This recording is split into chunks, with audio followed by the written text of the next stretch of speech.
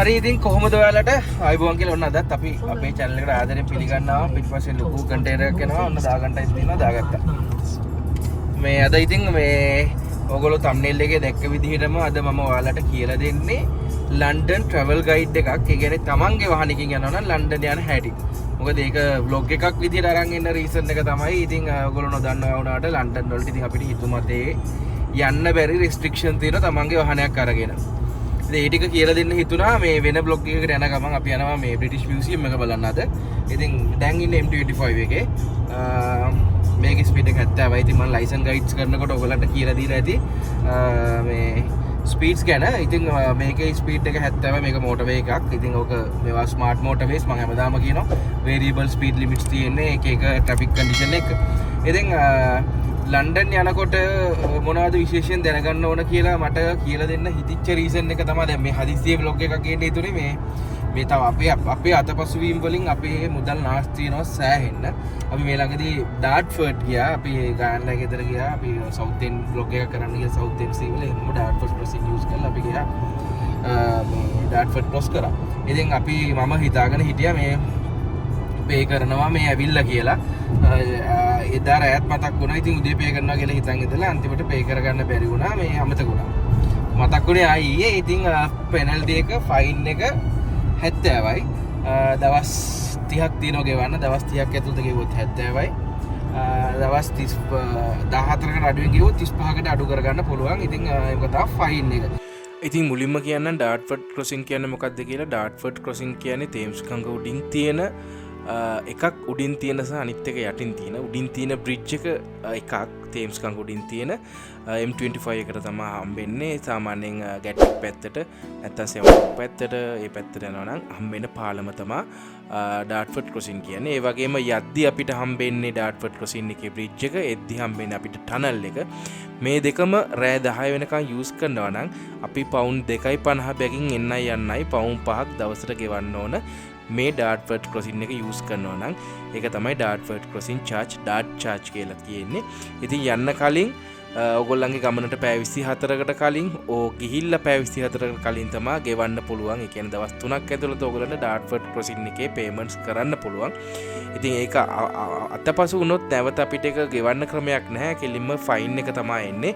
ඉතින් ටික කාලයක් ගත වෙනවා ෆයින් එක එන්න. ඉතින් මේ අපි දැන් යන්නේ මේ පෙන්නන රූපරාම ඔයගොල්ලන්ට ඩාර්ට්ෆර්ඩ් ක්‍රොසින් බ්‍රිජ් එකේ රූපරාම. ඔයගොල්ලන්ට දැන් දකින්න හම්බෙන්නේ ඩාර්ට්ෆර්ඩ් ක්‍රොසින් ටනල් එකේ රූපරාම.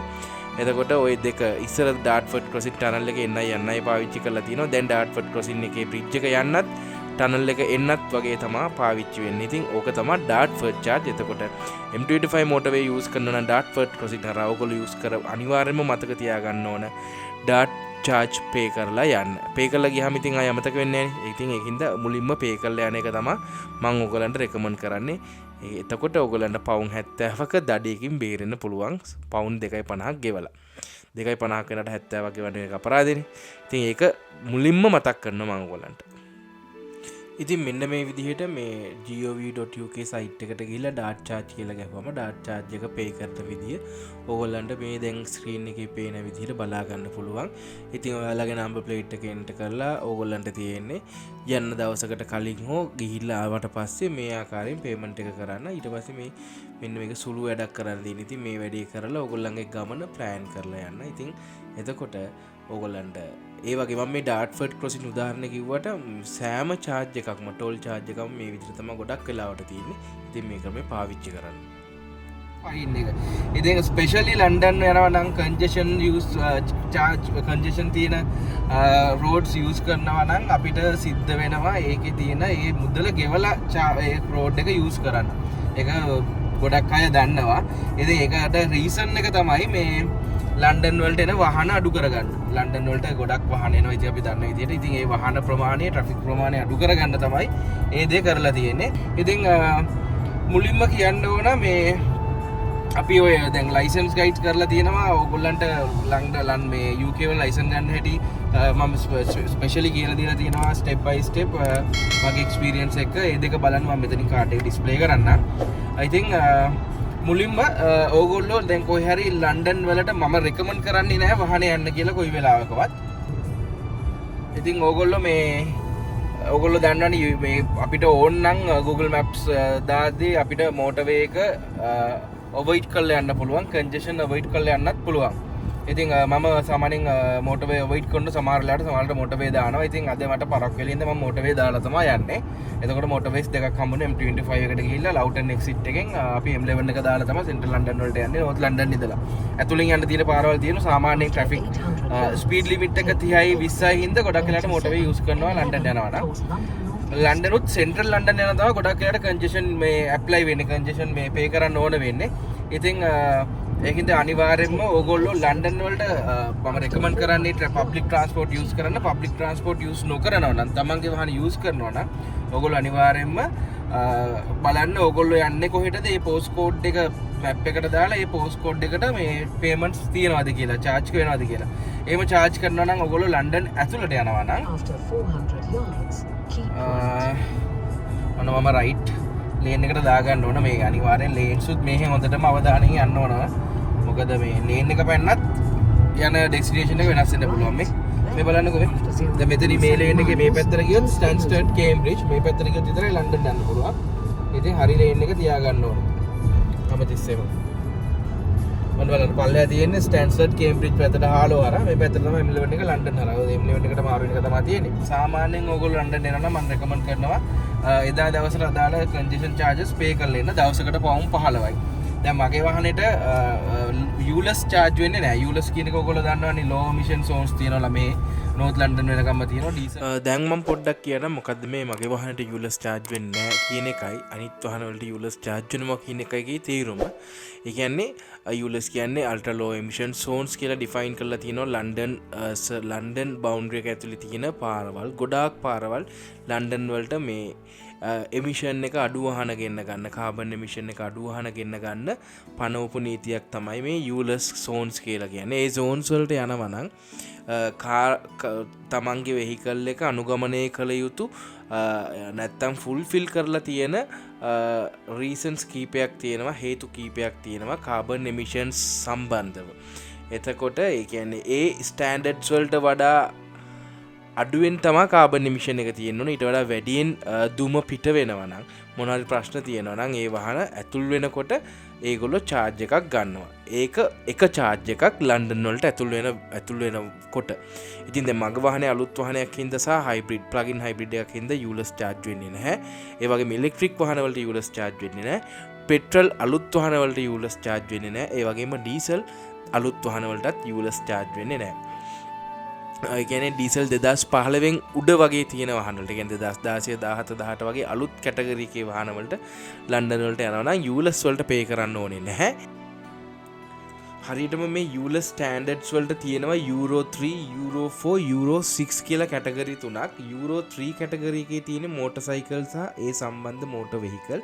Euro 4 කියන කැටගරි එකේ තියෙනවා පෙට්‍රල් කාර්ස්, පෙට්‍රල් වෑන්ස්, මිනි බසස් වගේ වාහන. Euro 6 කියන කැටගරි එකේ තියෙන ඩීසල් කාර්, ඩීසල් වෑන් සහ මිනි බසස්. එතකොට motorcycle, car, petrol van, diesel car, diesel van වගේ කැටගරි වලට තමයි කඩලා තියෙන්නේ. එතකොට Euro 3 කියන ස්ටෑන්ඩඩ් එකෙන් උඩ තියෙන මෝටර්සයිකල්, Euro 4 කියන ස්ටෑන්ඩඩ් එකෙන් උඩ තියෙන පෙට්‍රල් වාහන, Euro 6 කියන ස්ටෑන්ඩඩ් එකෙන් උඩ තියෙන ඩීසල් වාහන ලන්ඩන් වලට ඇතුල් කරද්දි charge එකක් ගෙවන්න ඕනේ නැහැ. ඒක තමයි මේකෙන් සරලවම කියන්නේ. ඊට පල්ලෙහා තියෙන කැටගරි වල තියෙන වාහන හැම එකක්ම ULEZ pay කරන්න ඕන ලන්ඩන් වලට ඇතුල් වෙනවා නම්. ඒ වගේම මේ වගේ ULEZ UK පුරාට ULEZ define කරලා තියෙන ඕනම පාරක් පාවිච්චි කරද්දි මේ ස්ටෑන්ඩඩ්ස් ෆුල්ෆිල් කරන්න නැති වාහන ඔක්කොම pay කරලා තමයි ඒ zones වලට ඇතුල් වෙන්න ඕන. එතකොට දැන් අපිට නම් ULEZ apply වෙන්නේ නැති හින්දා අපිට congestion charges විතරයි apply වෙන්නේ congestion road use කරනවා නම්. එතකොට ඒ road එකට දවසටම pound 15යි. ඕගොල්ලෝ එන්න කලින් කරන්න ඕන ඕගොල්ලන් 15 pay කරන්න. ඒ 15 pay කරන්න පුළුවන් ඕගොල්ලෝ හෙට යනවා නම් අද pay කරලා යන්නත් පුළුවන්. ඒ කියන්නේ ඊයට pay කරන්නත් පුළුවන්. දවස් 3ක් pay කරන්න පුළුවන් ඕගොල්ලන්ට. එක දවසකින් දවස් 3ක් ආව වෙන ඉතින්. හැබැයි එක දවසකට apply වෙන්නේ එක දවසට තමයි pound 15 තියෙන්නේ. හරි. එතකොට අනිවාර්යෙන්ම ඔය ෆයින් එකෙන් බේරෙන්න ඕගොල්ලෝ congestions දැන් හිතන්නකෝ ඒක පැහැදිලිවම ඕගොල්ලෝ මග අරිනව නෙමෙයි අමතක වෙනවා. ඒක මොකද පාරේ congestion තිබ්බට අපිට ඕක මතක් වෙන්නේ නැහැ ගෙදර ගියාට පස්සේ ගෙවන්න ඕන කියලා. ඉතින් මේ කාර් එක යන ගමන්ම වීඩියෝ එක කරන්නේ ඕගලන්ට මේක අනිවාර්යෙන්ම කරන්න ඕන කියලා හිතච්ච දෙයක්. මොකද මේක සෑහෙන ගොඩක් කට්ටියට මේ ඉතින් දන්න දුනත් කමෙන් ගොඩක් අතේ තියෙන සල්ලි නාස්ති වෙන මේ හැවිල්ලා ඉතින් පවුන් 70ක් කියන ලොකු ගාණක් නේ. ඉතින් එතකොට ඕගොල්ලෝ අනිවාර්යයෙන්ම ලන්ඩන් එක ඇතුළට එනවා නම් ඒ පේමන්ට් එක කරලම යන්න මතක තියාගන්න. එතකොට මේ කන්ජෙෂන් charges තියෙන roads congestion charges apply වෙන roads වල ඕගොල්ලන්ට උදේ 7 ඉඳලා හවස 6 වෙනකන් charge එක ගෙවන්න ඕන. හවස 6න් පස්සේ ආයි උදේ 6 වෙනකන් ඒ පාරවල් පාවිච්චි කරාට congestions ගෙවන්න ඕනේ. congestion charges ඔයගොල්ලෝ අඳුර ගන්න ඕන මෙන්න මේ රූපසටහනේ පින්න මෙන්න මේ C mark එක. මෙන්න මේ C mark එක තියෙනවා නම් ඒ එතනින් පටන් ගන්න හැම පාරක්ම ඔයගොල්ලෝ congestion ගෙවන්න ඕන. ඒ හැම පාරකම පටන් ගන්න තැන congestions දාලා තියෙන්නේ.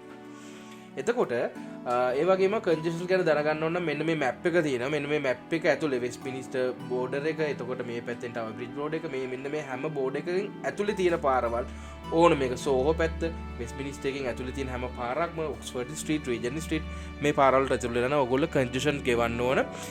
දවසකට පවුම් 15යි ගෙවන්න ඕන. ඒ දවසට පවුම් 15 ගෙවුවට පස්සේ ඕගොල්ලන්ට අන්ලිමිටඩ් ඒ පාර පාවිච්චි කරන්න පුළුවන් එදා දවසේ ඇතුළත. ඉතින් ඕක දැනගෙන ඕගොල්ලෝ කන්ජෙෂන්ස් ගෙවලා ඕගොල්ලන්ගේ ගමන යන්න. හරිද? ඒ වගේම තමයි ලන්ඩන් යද්දී ඊළඟ වියදම තමයි අපිට පාකින්.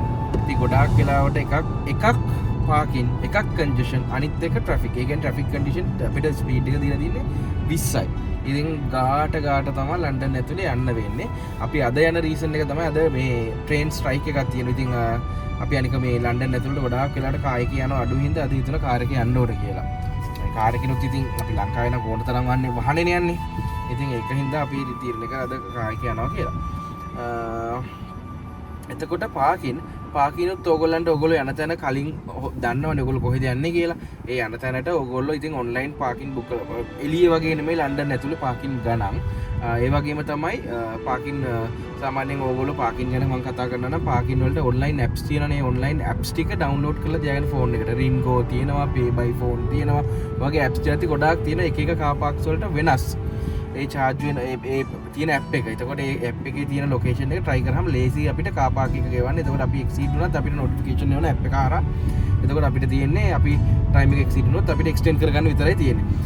ඊළඟ දේ තමයි මේ congestion apply වෙන දවස් ගැන කිව්වොත් සතියේ දවස් 5 weekdays වල සඳුදා ඉඳන් සිකුරාදා වෙනකන් උදේ 7 ඉඳලා හවස 6 වෙනකන් congestion apply වෙනවා. කියන හවස 6න් පස්සේ උදේ 7 වෙනකන් අපිට කන්ජෙෂන් නැතුව ලන්ඩන් වල කාර් එක යන්න පුළුවන්. හරිද? හැබැයි ස්පීඩ් ලිමිට් ඒ විදිහටම තියෙනවා. එතකොට සෙනසුරාදා, ඉරිදා සහ පබ්ලික් හොලිඩේස් වල අපිට ලන්ඩන් යනවා නම් 12න් පස්සේ දවල් 12 ඉඳලා හවස 6 වෙනකන් ඒත් අපි ගෙවන්න ඕන. හවස 6 ඉඳලා දවල් 12 වෙනකන් අපි කන්ජෙෂන්ස් වලට ගෙවන්න ඕනේ නැහැ. හරිද? එන්න මම මගේ ඩ්‍රීම් කාර් එකක් යනවා. මේකම තමයි මම අර කතර කව පින්තූරේට දැම්මේ. මම ඕක තමයි ගන්න හිතන් හිටියේ. ඒකට ඉතින් මේක ගත්තා. ඉතින් SUV එකක් පැදලම තිබ්බේ නෑ. පැදලා තිබ්බ අපිට යූස් පාවිච්චි කරලා තිබ්බෙම නෑ. අපි ගාව ඉතින් කාර්ස් නයි ඉතින් යූස් කරලා තියෙන හින්දා අපි ගත්ත SUV එක නේද. ඒකට මම තාමත් ආසයි වුණාට. ඒ වගේම තමයි ඉතින් පාරවල් වරද්ද ගන්න එපා. මැප් එක ගැන අවධානයෙන් යන්න. රවුන්ඩ් බවුට් ගැන, ස්පීඩ් ලිමිට්ස් ගැන පුළුවන් තරම් අවධානයෙන් යන්න. ඕගොල්ලෝ ලන්ඩන් වලට යනවා නම් 20 30 පාරවල් තමයි හැමතැනම තියෙන්නේ. 20 පැන්නේ ගමන් ටිකට් එක ගෙදරට එයි. හරි. ඕගොල්ලෝ දන්නවනේ ඉතින්. ওই ටික තමයි මට ලන්ඩන් වලට ඕගොල්ලෝ ඇතුල් වෙනවා නම් තමන්ගේ වාහනකින් කියන්න තියෙන දේවල් ටික. එහෙනම් හැමෝටම කියනවා තමන්ගේ වාහනකින් ලන්ඩන් යනවා නම් යන්න එපා. තමන්ගේ වාහනකින් ලන්ඩන් යන්න එපා. පෝච්චි තියෙන බස් තියෙනවා ඒ කියන්නේ. ඉන්දලිටල ඉතින් පුළුවන් නම් ඉතින් එක්ස්පීරියන්ස් එකක් ගන්න ගියර කමන්නේ ඩ්‍රයිව් කරන්න එහෙම. මමත් කැමතිම නෑ ලන්ඩන් වල ඩ්‍රයිව් කරන්න. කොළඹ ඩ්‍රයිව් කරන එක ලේසි. අමාරු කියමට වඩා අර තියෙන නීති රීතිය තුල අපි යන්න එපා. ඉතින් ඕක පොඩ්ඩක් හරි හිට මෙහෙට බඩු බනිස්. නේද?